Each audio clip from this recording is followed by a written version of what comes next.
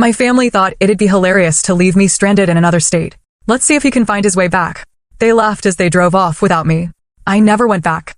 16 years later, they finally tracked me down. And I woke up to 101 missed calls. My own family, the people who were supposed to protect me, left me for dead at a gas station in Wyoming. They thought it was hilarious, a prank that would finally toughen me up. But their laughter faded in my rearview mirror, and I never looked back, not for 16 long years. Hi, I'm Hazel, and my entire future was forged in the fiery crucible of that betrayal. The family who abandoned me that day eventually found me, but by then, I wasn't the same person they'd left behind. This isn't just my story, it's a testament to how being utterly discarded led me to finally find myself. Let's get into it. Growing up in the Reynolds house, you learned early on to develop a thick skin. My parents, Barbara and Richard, were big believers in toughening up their kids through constant jokes, though it felt more like emotional warfare. My brothers, Brett and Craig, were their perfect apprentices. It was a family dynamic where someone always had to be the target, and that someone was almost always me. Our family photo albums? Filled with moments that looked like celebrations, but felt like pure humiliation. My 10th birthday, where they convinced me no one was coming, then surprised me after I'd cried for hours. My middle school graduation, when they pretended to forget and showed up intentionally late. High school prom night, when they gave my date the wrong address. Every single incident was followed by the same infuriating chorus. Can't you take a joke, Hazel? We're just having fun. Mom's cruelty was more subtle, sharper. As I hit my teenage years, she'd hit me with backhanded compliments about my appearance.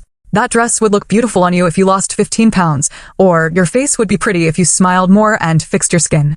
Dad, on the other hand, just laughed the loudest whenever Brett or Craig pulled a prank on me. Brett, the oldest at 32, worked in Dad's insurance firm, groomed to take over. Craig, 30, handled the marketing. Both had fully absorbed our parents' twisted idea that emotional torment somehow bonded a family.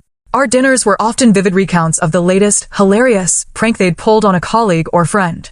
I just graduated college with a graphic design degree, literally 3 weeks before our fateful Colorado trip. The unspoken expectation, of course, was that I'd join the family business, designing their marketing materials and websites. I'd already mentioned applying to creative agencies in Chicago, where we lived, but my parents dismissed it. You can do your little art projects for the company, Mom had said at my graduation dinner. It'll be so much more stable than trying to make it on your own. Truth be told, financial reality made true independence tough. College had left me with student loans, and my parents had strategically kept me dependent, paying for my apartment, but constantly reminding me that their support could vanish if I wasn't appreciative enough. I was working part-time at a coffee shop, but nowhere near able to support myself fully. The Colorado trip was supposedly a graduation celebration, a week in a rented cabin near Rocky Mountain National Park. From the moment we piled into our family SUV, the air was thick with tension. Did you remember to pack a brain this time, Hazel?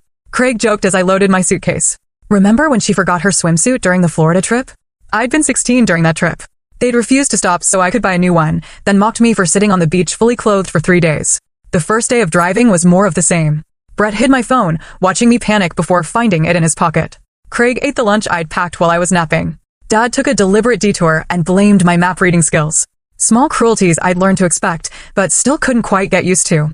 That night, in a hotel in Nebraska, I overheard them through the adjoining door. She's too sensitive, Mom was saying. The real world is going to eat her alive if she doesn't toughen up. Maybe this trip will finally teach her to stop being such a pushover, Dad replied. I went to sleep with a knot in my stomach, trying to stay positive. Just 5 more days, I kept telling myself. Then I can focus on job applications and finally start building my own life. I had no idea how prophetic that thought would be, or that the next day would be the last time I ever traveled with my family. The second day started with an unusually pleasant atmosphere. Looking back, I should have known it was the calm before the storm.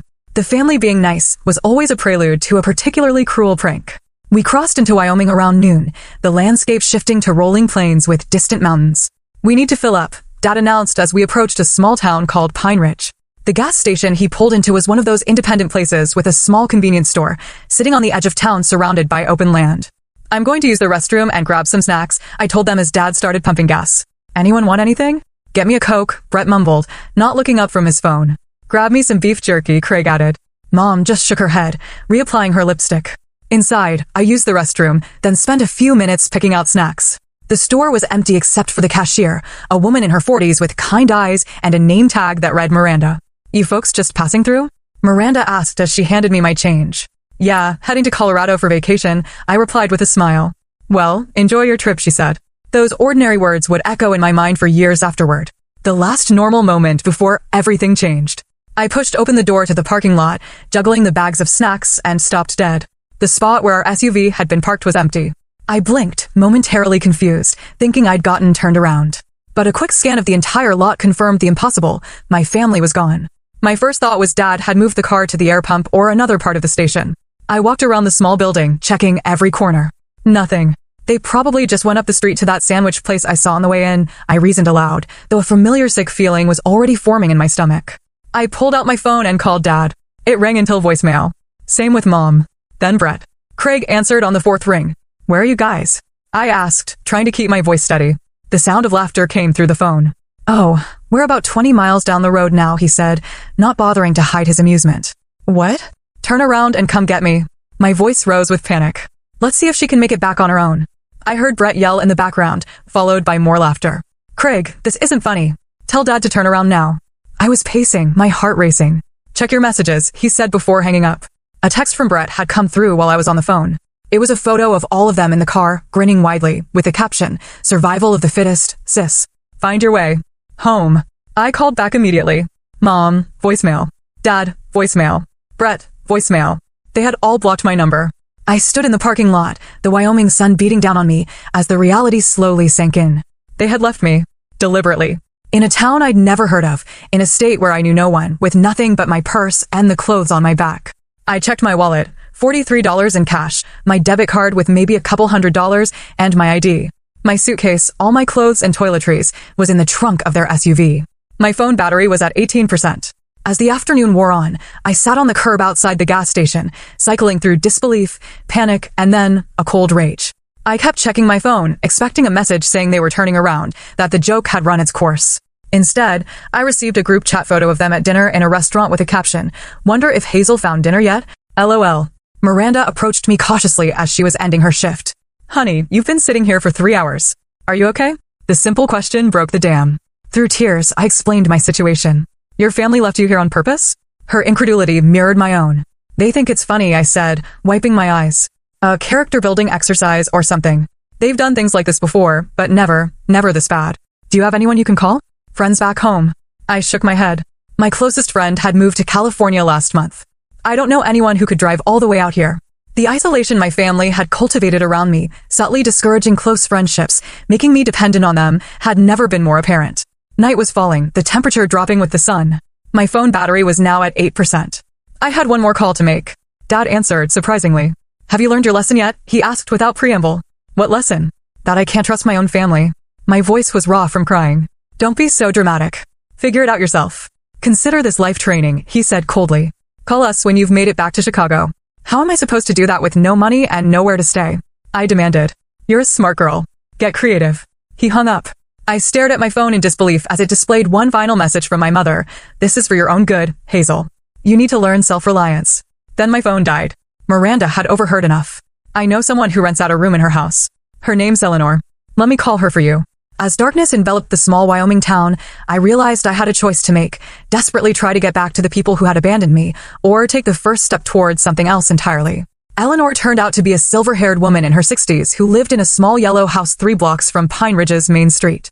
Her spare room was simple, a twin bed, a dresser, and a small desk, but it was clean and felt safer than any option I'd considered during my panicked afternoon. Miranda explained your situation, Eleanor said as she showed me around. You can stay here tonight, and we'll figure out next steps in the morning. She lent me a nightgown and some basic toiletries. As I lay in the unfamiliar bed that night, I cried until no more tears would come. Part of me still expected to wake up to apologetic texts or missed calls, my family having realized they'd taken things too far. Morning came with no such reprieve. Eleanor let me use her landline to call my parents' number, which I still knew by heart. No answer. I tried the family business line. The receptionist said my parents and brothers were in a meeting and took a message. They never called back. I need to charge my phone and check my bank account, I told Eleanor over the simple breakfast she'd prepared. I need to figure out how to get back to Chicago. But when I finally got my phone working again, the messages that awaited me only confirmed what I was beginning to accept. This joke wasn't ending anytime soon. Day 2 of Hazel's great adventure. Read a text from Brett, accompanied by a photo of them hiking in Colorado. Have you started hitchhiking yet? From Craig. And most devastating, from my father, called your apartment manager. Rent's not being paid while you're figuring this out. Consider it motivation. My mother had added, this is what tough love looks like, honey. You'll thank us someday. I checked my bank account. $237.42. Not even enough for a bus ticket back to Chicago, let alone first and last month's rent on a new place when I got there. Eleanor found me sitting on the porch steps, staring blankly at my phone. Bad news? She asked gently. They're not coming back, I said, my voice hollow. And they've stopped paying for my apartment. I have nowhere to go back to. Instead of the pity I expected, Eleanor's face showed something closer to determination. Then you stay here until you figure out your next move. I charge $300 a month for the room, but you can work at my bookstore to cover it until you get on your feet. Pages and Poems on Main Street. I could use help a few days a week. It doesn't pay much, but it's something.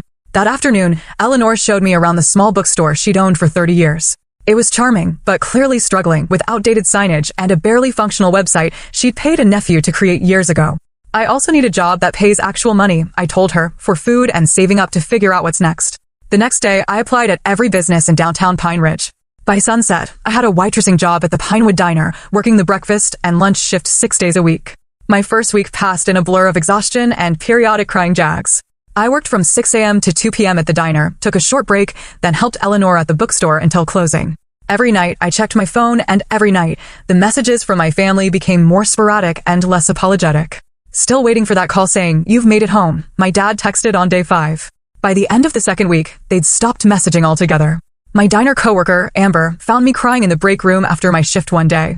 At 25, she was a single mother working 2 jobs, and she recognized the look of someone at the end of their rope. "Family trouble?" she asked, sitting beside me. The whole story poured out of me, the years of jokes, the abandonment, the callous texts. When I finished, Amber was quiet for a long moment. Then she said something that changed my perspective entirely. "Sounds like they did you a favor by leaving you here." "What?" "Those aren't pranks, Hazel. That's abuse. And now you have a chance to build a life without it." That night, I made a decision. I wasn't going to desperately scramble to get back to Chicago. I wasn't going to beg for the return of a family that had proven repeatedly they didn't truly care about my well-being. I was going to stay in Pine Ridge, at least for now. The next day, I used the bookstore's computer to email my college professors, explaining my situation and asking for references. I created a new email address, one my family didn't know. I began researching how to replace my ID documents, which were back in my apartment in Chicago. "You're good with design, right?" Eleanor asked me one evening as we were closing up the store. The store could use new flyers and maybe some social media help. It was the first chance I'd had to use my degree since graduating. I created a fresh, modern flyer for an upcoming author event, and Eleanor was thrilled. "You should meet Mason," she said. "He does web development for businesses around town. He might have some work for someone with your skills." Mason turned out to be a bearded 30-something who worked remotely for tech companies, choosing to live in the small town for its low cost of living and outdoor access. He took one look at my portfolio from college and nodded approvingly. "I could use someone to handle the visual side of some client projects," he said. "I'm terrible at anything requiring artistic talent. Want to learn some coding while you're at it? Might make you more marketable." For the first time since being abandoned, I felt a glimmer of hope, not just for survival, but for building something meaningful. My family had thrown me away, expecting me to come crawling back. Instead, I was finding my footing on my own terms. As my first month in Pine Ridge came to a close, I received a final text from my mother. "This silence is very immature, Hazel. Call us when you've grown up." I blocked their numbers one by one and turned my focus toward the future. The downtown of Pine Ridge consisted of just 4 blocks of businesses, with the Pinewood Diner anchoring one end and Pages and Poems bookstore near the other. Between my shifts at both places, I quickly became a familiar face to the locals. People stopped asking if I was just passing through and started greeting me by name. "Morning, Hazel," became a regular chorus as I hurried down Main Street from the diner to the bookstore. Eleanor's bookstore website was my first real project. Working evenings with Mason's guidance, I rebuilt it from scratch, adding an online ordering system and a clean, modern design that highlighted upcoming events and local author spotlights. "This is incredible," Eleanor exclaimed when I revealed the finished site. "Business is up 15% since you put those event posters in the window, and this will help even more." Mason was equally impressed. "You've got a natural talent for UI design," he told me after our third coding session. "You're picking this up faster than most of my clients ever do." At the diner, Amber introduced me to her circle of friends, other young people who had either grown up in Pine Ridge or landed there seeking affordable living in a close community. For the first time in my life, I was making genuine connections with people who seemed to like me for who I was, not what I could do for them or how I could entertain them at my expense. During my second month in town, I received an email from my Chicago landlord asking about my plans for my belongings. I'd missed 2 months of rent, and they needed to clear the apartment. "I can't afford to come get anything," I wrote back. "Please donate whatever's useful and dispose of the rest." It was a painful email to send, surrendering the physical remnants of my previous life, but also strangely liberating. The possessions my family had given me over the years had always come with strings attached, with reminders of how grateful I should be. Starting fresh meant freedom from those constant debts of gratitude. Mason connected me with a small business owner in a neighboring town who needed logo design and marketing materials. It was my first freelance client, and though the pay was modest, the sense of accomplishment was enormous. You should think about building this into something real, Mason suggested over coffee one morning. There's no decent design agency within 100 miles, and these small businesses need the help. They're all trying to establish online presences without the skills to do it properly. The idea took root. By my third month in Pine Ridge, I had 3 regular freelance clients alongside my work at the diner and bookstore. I'd saved enough to move out of Eleanor's spare room and into a tiny studio apartment above the hardware store on Main Street. It was barely 400 square feet, but it was mine, the first space I'd ever had that wasn't contingent on my family's approval. The morning I moved in, I bought a small potted succulent as a housewarming gift to myself. This is the first day of your new life, I told myself as I placed it on the windowsill. No more looking back. That same afternoon, my phone rang with an unfamiliar Chicago number. Thinking it might be about my old apartment, I answered. Hazel, it's Brett. Don't hang up. My hand tightened around the phone. What do you want? We're worried about you, he said, his voice uncharacteristically serious. It's been 3 months. The joke's over. Joke. The word ignited something in me. You abandoned me in another state with no money and no way home. You cut off my apartment. That's not a joke. That's cruelty. Come on, we thought you'd find a way back within a week. When you didn't call, we figured you were just being stubborn. I'm not coming back, Brett, I said firmly. I've started over. Don't be ridiculous. What are you doing for money? Where are you living? The familiar condescension in his voice strengthened my resolve. I have a job. 2, actually, plus freelance design clients. I have my own apartment. I'm doing fine without any of you. There was a long pause. Mom and Dad want to talk to you. I don't want to talk to them. Or you. Don't call me again. I hung up and immediately blocked the number. Then I sat on my new secondhand couch and shook with a mixture of anger and pride. They had expected me to fail, to beg for rescue. Instead, I was building something they had never believed I could. Over the next few months, they tried reaching me through various means, emails from new addresses, calls from different numbers, even a letter to the diner after someone apparently told them where I worked. I ignored them all. By the 6-month mark, I had built enough of a client base to quit the diner and focus entirely on design work and helping Eleanor with a bookstore. Mason and I had developed a business partnership of sorts, with him handling web development and me managing design for joint clients. You know what you should do? Mason said one evening as we finished a client project. Register a business name. Make this official. The next day, I filed the paperwork for New Horizon Design Studio.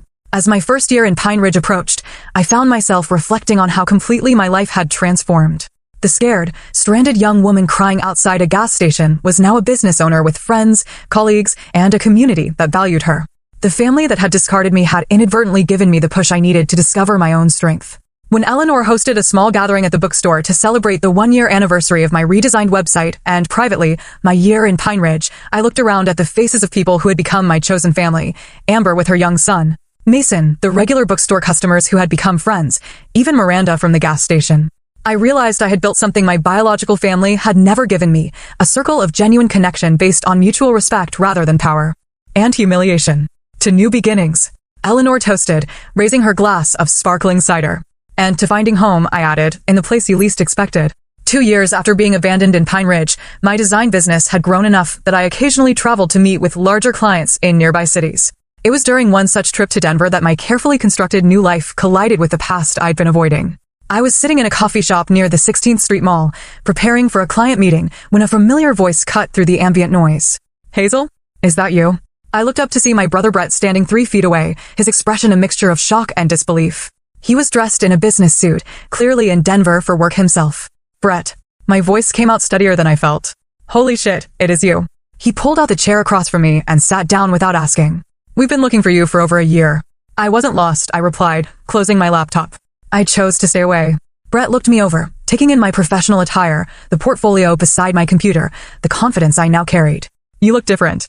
I am different. I took a sip of my coffee to hide the trembling in my hands. What are you doing in Denver? Insurance conference. Dad and I are presenting tomorrow. He leaned forward. Hazel, you need to come home. This has gone on long enough. This isn't a standoff, Brett. This is my life now. I have a business, clients, friends in Wyoming. He scoffed. Come on, Wyoming? The familiar dismissal in his tone rekindled old anger. The place you all left me for, Dad. Don't be so dramatic. We knew you had your phone and money. I had $43 and a phone that died the same day you abandoned me, I said flatly. You cut off my apartment. You left me with nothing. Brett had the decency to look uncomfortable. Look, things got out of hand. We thought you'd find a way back within a few days, a week tops. When you didn't call, Dad figured you were staying with a friend, teaching us a lesson. By the time we realized you really weren't coming back, it had been 6 months. And then you started looking for me out of concern? The skepticism in my voice was clear. Mom was worried sick. She couldn't sleep. Strange, since she texted me that abandoning me was tough love and I should grow up. Brett sighed. Can we start over? The family misses you. Dad's retiring next year, and he wants to make amends before he does. Make amends? I gave a short, humorless laugh. For a lifetime of humiliation disguised as humor, culminating in abandonment? How exactly does he plan to do that? Just come back for a visit. See everyone. They've changed, Hazel. Years of suppressed emotions, the hurt, the anger, the sense of betrayal, suddenly rushed to the surface. They haven't changed, Brett. And neither have you. You're sitting here, in another state, trying to convince me that deliberately leaving your sister stranded was somehow justified, that I should just forgive and forget because it's convenient for all of you now. My voice had risen, and nearby customers were glancing our way. I didn't care. Do you have any idea what that felt like? To stand in that parking lot, realizing my family had decided I was disposable? To see those texts laughing about whether I'd found dinner while I was panicking about where I would sleep? Brett's expression hardened. Keep your voice down. You're making a scene. A scene? That's what you're worried about. I stood up, gathering my things. This conversation is over. Brett grabbed my wrist. You don't get to walk away. The family has been worried sick. Do you know what people think happened to you? There are rumors you had a breakdown, that you're living on the streets. Is that what you want people to think? I yanked my arm free. I don't care what people think.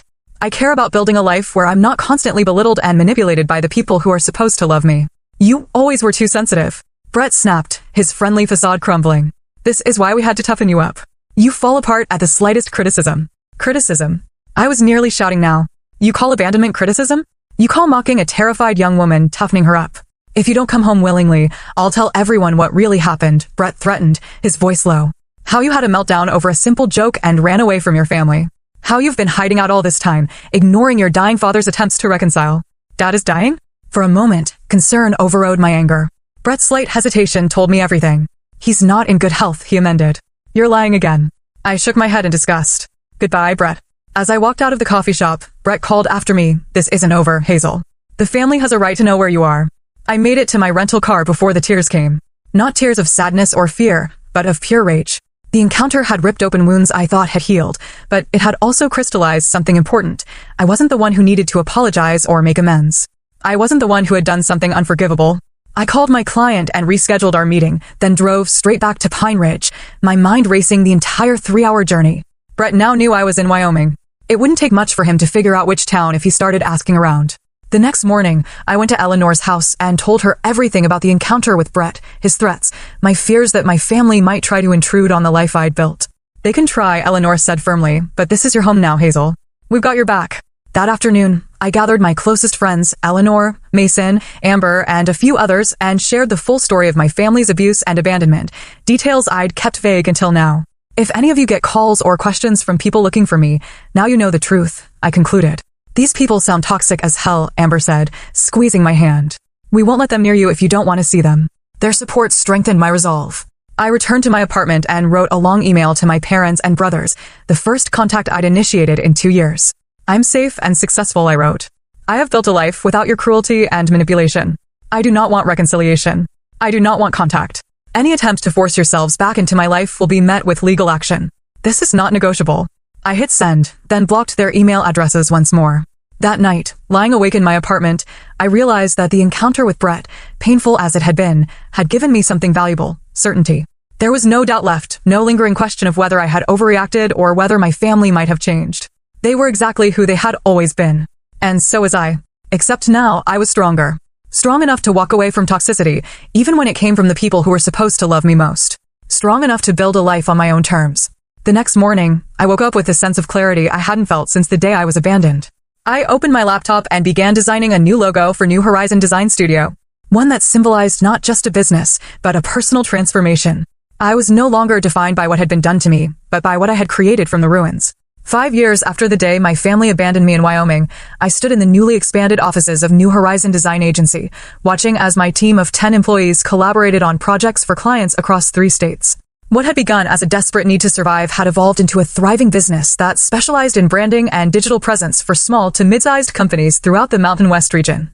Our offices occupied the entire second floor of a renovated historic building on Pine Ridge's Main Street, a far cry from my early days working from a corner of Eleanor's bookstore. The exposed brick walls displayed framed examples of our best work, and the large windows overlooked the town that had become my true home.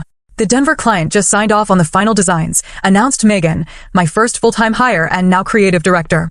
They want to talk about phase 2 next month. That's our third major contract this quarter, I replied, unable to keep the pride from my voice. Schedule the meeting and let's start brainstorming expanded services we can offer them. My phone buzzed with a text from Sam, the community college professor I'd been dating for the past 2 years. We'd met when he came into Pages and Poems looking for books on local history for a course he was teaching. Eleanor had introduced us, and after months of friendly conversations that gradually deepened into something more, we'd become inseparable. Dinner at 7, I'm cooking that pasta you like, his message read. Can't wait, I replied, bringing dessert. At 33, I had built a life that felt authentic and meaningful. My closest friends had become family. Eleanor was like the supportive mother I'd never had, and Amber's son, Tyler, called me Auntie Hazel.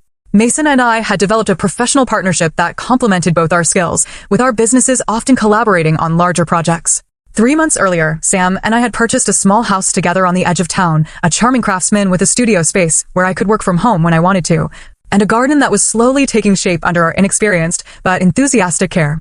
I was locking up the office that evening when my phone rang with an unfamiliar number. Normally, I would let unknown calls go to voicemail, but we had several new client prospects, so I answered. Is this Hazel Reynolds of New Horizon Design? A woman's voice asked. Yes, it is. How can I help you? My name is Jennifer Atkins. I'm an editor at Business West magazine. We're doing a feature on women entrepreneurs who've built successful businesses in unexpected places. Your agency was recommended to us multiple times during our research. The interview she requested led to a 4-page spread in the magazine 3 months later, featuring photos of our office, my team, and me standing confidently in front of the business I'd built from nothing. The article told the story of a young designer who had moved to a small Wyoming town and identified an unmet need for professional design services in rural communities. I had shared only the broad strokes of my journey with the magazine, omitting the abandonment and family estrangement. Those details belonged to me, not to public consumption. But the piece emphasized how I had arrived in Pine Ridge with almost nothing and built something substantial through determination and community support. 2 weeks after the magazine hit newsstands, the emails began arriving. First from my mother, then my father, then each of my brothers. Subject lines ranged from "We need to talk" to "Saw your article" to "Please respond." I deleted them all without reading them. Then came the phone calls to the agency, which my office manager fielded with the instructions I'd given her years ago. Ms. Reynolds does not accept personal calls from these numbers. I thought that would be the end of it, but I underestimated my mother's determination.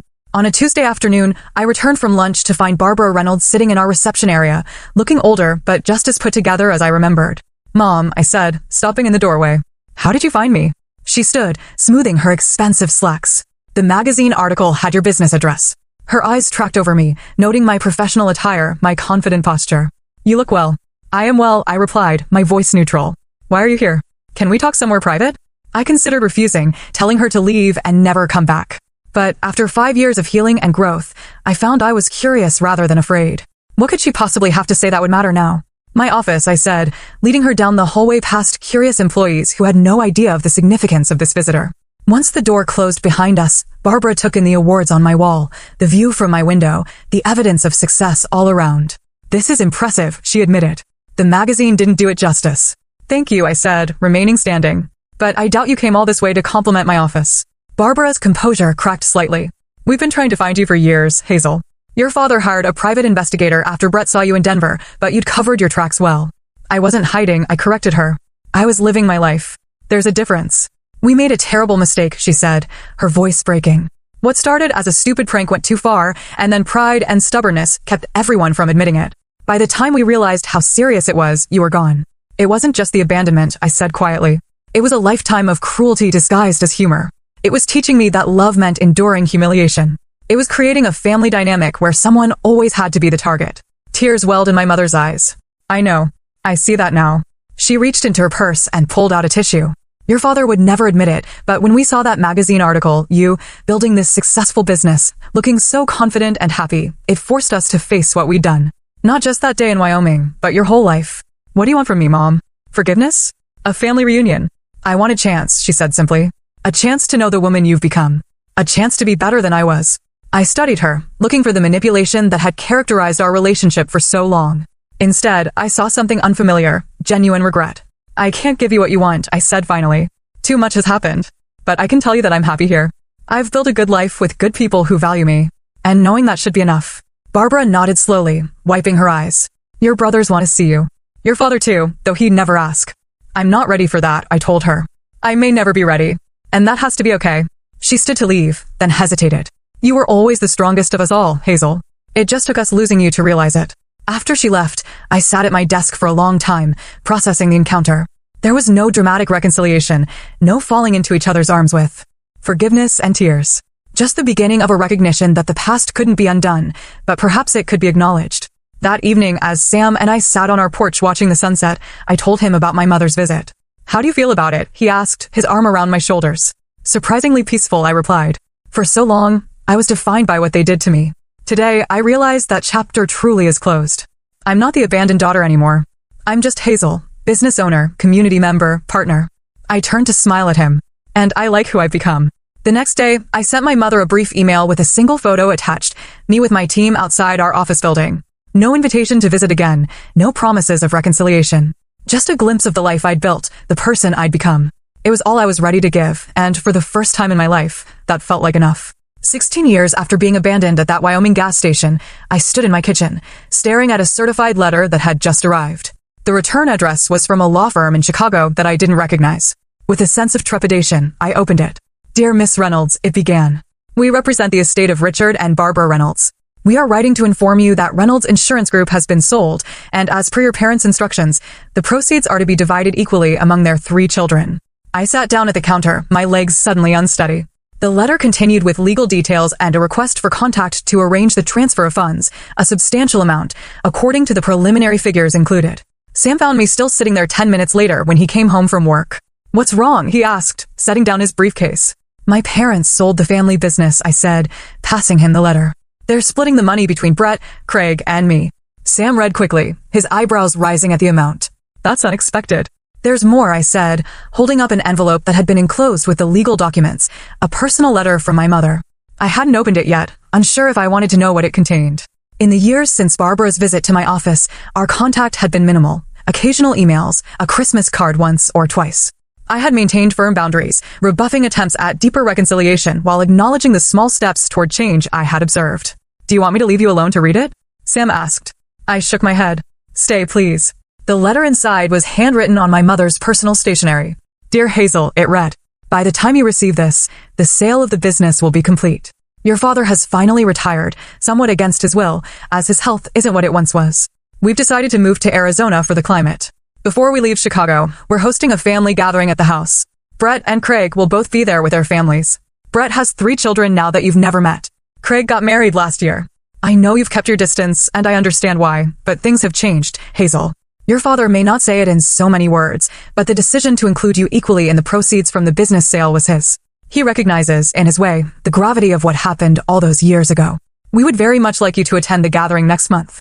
No pressure, no expectations. Just a chance to close old chapters before new ones begin. With love, Mom. She had included the date, time, and address, along with her cell phone number. I folded the letter carefully and slid it back into the envelope. Are you going to go? Sam asked gently. I don't know, I admitted. Part of me wants to see what 16 years has done to all of them. Another part thinks it's better to leave the past in the past. Over the next few days, I found myself thinking about the invitation constantly. New Horizon Design was thriving, with offices now in 3 states. Sam and I had been married for 8 years, with twin daughters who had just turned 6. My life in Wyoming was rich and fulfilling, built on genuine connections and mutual respect. Did I want to risk reopening old wounds? Did I want my daughters to know the family that had discarded their mother so carelessly? What would you tell Lily and Emma if they asked why they've never met your parents? Sam asked one night as we discussed the invitation again. It was a fair question. Our daughters knew about Sam's family, who visited a couple times a year from Montana. They had asked about my family occasionally, and I'd always given vague answers about them living far away. I would tell them that sometimes families hurt each other in ways that can't be easily fixed, I said slowly. But I would also tell them that people can change, and that forgiveness is possible, even without forgetting. Do you believe that? Sam asked, that your family has changed. I thought about the tentative emails over the years, the careful respect for my boundaries, the equal inheritance that could have easily excluded me. I think they've tried, I said finally. Whether it's enough, I don't know. After much deliberation, I decided to attend the gathering, but on my terms. I would go alone, leaving Sam and the girls in Wyoming. I would book a hotel rather than staying at the family home, and I would limit my visit to just the day of the event, flying in that morning and out the next. The house looked exactly as I remembered it, a large colonial in one of Chicago's affluent suburbs. As the Uber dropped me off, I took a deep breath, straightened my shoulders, and walked up the familiar path to the front door. My mother answered my knock, her face lighting up with carefully restrained joy. "Hazel, you came." "I did," I said, accepting her brief hug with what composure I could manage. The gathering was smaller than I expected, just my parents, my brothers, and their immediate families. Brett's 3 children raced around the backyard, while Craig's wife, Allison, helped my mother bring food to the patio table. My father stood when I entered the backyard, looking much older than I remembered. The competent, sometimes cruel man who had dominated my childhood seemed diminished somehow, his frame thinner, his movements more careful. "Hazel," he said, his voice gruff with emotion he'd never been comfortable showing. "Dad," I replied with a nod. The initial awkwardness gradually eased as the afternoon progressed. Brett's children, curious about their aunt who had lived in the mountains, peppered me with questions about Wyoming. Craig, more subdued than I remembered, asked thoughtful questions about my business. No one mentioned the abandonment directly, but it hung in the air between us, the unspoken reason for our 16-year separation. After dinner, as the sky began to darken, my father asked if I would join him in his study, once a forbidden territory where he conducted business and family disciplinary conversations. "I'm not good at this," he began once we were seated, "but I owe you an apology, Hazel. What we did, what I allowed to happen, it was unforgivable." I studied him, this man who had shaped so much of my early life through fear and criticism. "Why did you do it?" I asked, the question that had haunted me for years. He was quiet for a long moment. "My father was cruel to me," he said finally. "He called it toughening me up." I thought that's what fathers did. What families did. It wasn't until you were gone, really gone, that I began to see how wrong it was. It wasn't a complete answer, and it certainly wasn't a sufficient excuse, but it was honest in a way my father had never been with me before. "I built a good life," I told him, "despite everything." "I know," he said, nodding. "I followed your company online. You've done well for yourself. Better than any of us expected." "That was part of the problem," I said quietly. "Your expectations. They were always about what I couldn't do, never what I could." He looked down at his hands. "I was wrong about many things. It wasn't the emotional reconciliation seen from a movie. There were no tears or dramatic embraces. Just a quiet acknowledgement between 2 adults that mistakes had been made, harm had been done, and lessons had been learned. When I left Chicago the next day, I didn't know if I would ever return. I didn't know if the tentative connections re-established over that revisit would grow or wither.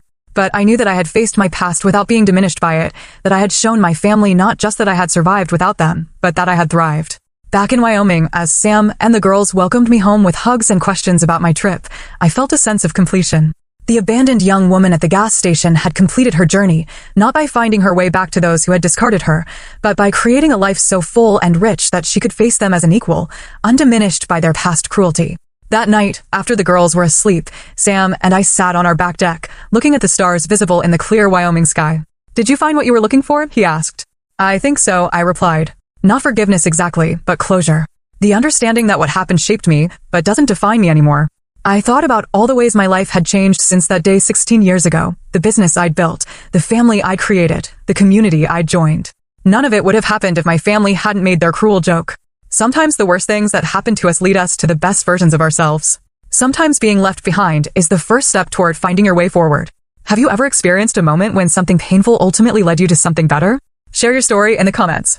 Life has a way of revealing its purpose in the most unexpected ways, and I'd love to hear how that's played out for you. Don't forget to like, subscribe, and share if my journey resonated with you. Remember, sometimes the family you choose is more important than the family you're born into. Thank you for being part of my journey, and I wish you strength and peace on yours.